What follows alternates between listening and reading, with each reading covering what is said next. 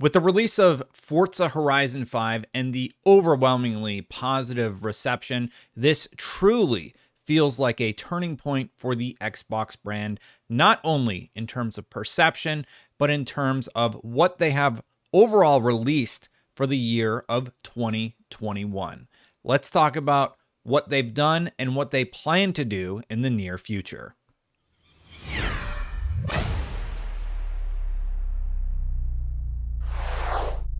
So before I get into it, hit that subscribe button, hit that bell to know when these videos go live. Thank you so much for watching. So Forza Horizon 5 is finally here, and let's see how the scores are doing. That is a whole lot of 10 out of 10s. Wow. 10 out of 10 from Gaming Bolt, The Gamer, VGC, IGN, Games Radar, Windows Central, and Clobril also put together a little bit of a montage. IGN, VGC, Stevie Orr, Gaming Bolt, Windows Central, Games Radar, God is a Geek, PC Invasion, The Gamer, all perfect scores, and I can attest to just how good and how fun this game is to play for all hours of the night. I was playing tonight, that's why I'm doing the video later than normal, because I can't put it down. You start playing and you just keep playing race after race, and it is awesome. Aaron Greenberg says, here's a great Twitter header, formatted version, and big thanks to Clobril for the fantastic work. Clobril, known Xbox fan. But when you start diving into it, there's something even more interesting going on here. This is definitely a critical reception point where it's no longer deniable that Xbox has great games and that it is going to continue to have great games. Gene Park, he regretted tweeting this, but he tweeted out, I already regret pointing this out on Twitter, but the only AAA titles above 90 Metacritic are Xbox exclusives and Mass Effect Legendary Edition. He is referring to Metacritic, and Psychonauts 2, Forza Horizon 5, and Microsoft Flight Simulator are listed currently at a 91 Metacritic score. Of course, Flight Simulator being the console release. So let's hop over to Metacritic and see if that's true. It is true. Wow, look at that. So Xbox this year alone has released phenomenal games that are exclusive to the Xbox platform. Forza, Psychonauts, Microsoft Flight Simulator. Sorry, yeah, they had Forza twice. That threw me off. So Forza, Psychonauts, Flight Simulator. And if we scroll up, so what else is on here? Disco Elysium, The House in Fata, Tetris Effect, Hades on Xbox, Hades on PlayStation. That one is cross-platform. And then, of course, just Brad Sams throwing a little joke in there. Xbox has no... okay, yeah. Everybody likes this. Critics like Forza. Influencers like Forza. Everybody who is playing Forza seems to like it. So obviously with a Metacritic score like that, it's pretty undeniable that Xbox has hit the turning point, pun intended, that I have talked about. I have made videos on this channel such as Xbox is just getting started. Xbox is set up to own 2021. I've been talking about how I thought that this was coming for a long time, and it seems like it is here. That tipping point of critical reception and just public reception of the Xbox brand is changing, and it took Forza Horizon 5 to do it. Now, pointing out the fact that this is just the start. So Phil Spencer also tweeted, I totally agree. Mexico is an amazing setting for Forza Horizon 5. The Xbox community in Mexico has always been incredible, and it's great to be able to have one of our franchises highlighting the amazing place that Mexico is. Shuhei Yoshida of Sony says, congratulations on the launch. I'll enjoy visiting Mexico in the game. Thanks, Shu. Have fun playing. That is what great interaction looks like between people who work at Sony and the head of Xbox. Shuhei, very high up there at Sony. Also, if you're not aware, a big champion of indies also on the Sony platform. So here's the interesting thing. When you start looking at some of the other games Xbox has had this year, they're doing something unique. So maybe you've heard about Age of Empires 4. Maybe it's not your jam, But Age of Empires 4 is currently sitting at an 86 on Metacritic. Quite the feat for an Xbox game. Xbox has no games, of course, though, even though Age of Empires came out recently and is rated quite highly. We already sort of discussed Microsoft Flight Simulator, an absolutely gorgeous experience that has technology within that engine that can be utilized in future Microsoft titles. The game's absolutely phenomenal. Maybe it doesn't speak to you, but tons of 10 out of 10s on PC and on console. Again, very highly rated on Metacritic, as I listed before. Okay, so maybe you don't like RTS. Maybe you don't like simulation type games. Okay, well, what about Psychonauts 2?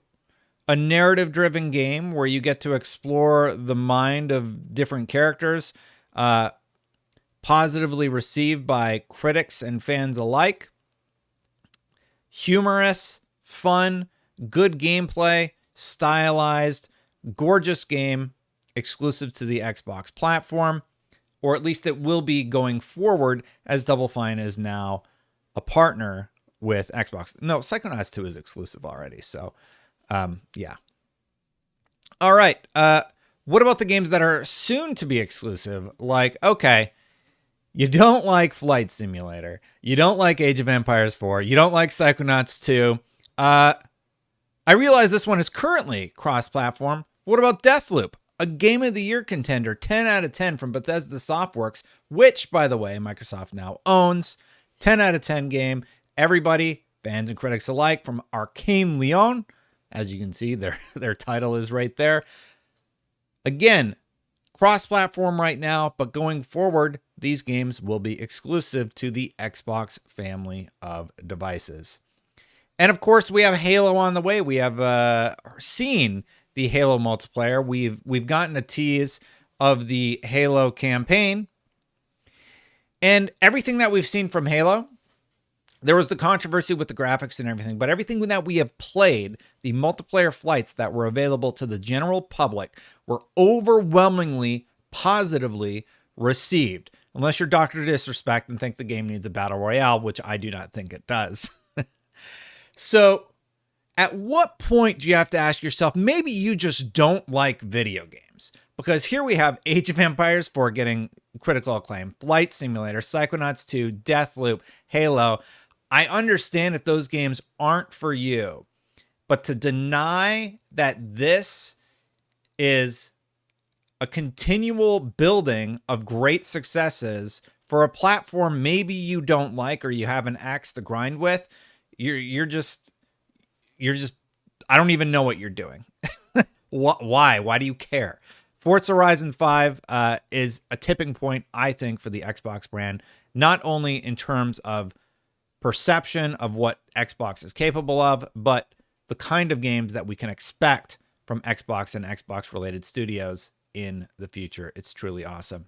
And of course, guess what I didn't even mention? Games like Halo that are coming out, and guess where they're coming out? On Game Pass. Halo multiplayer is going to be free for everybody. Halo campaign is available day one on Game Pass. Forza Horizon 5, if you pre-order it, you do get early access, but when it's available publicly, day one on Game Pass.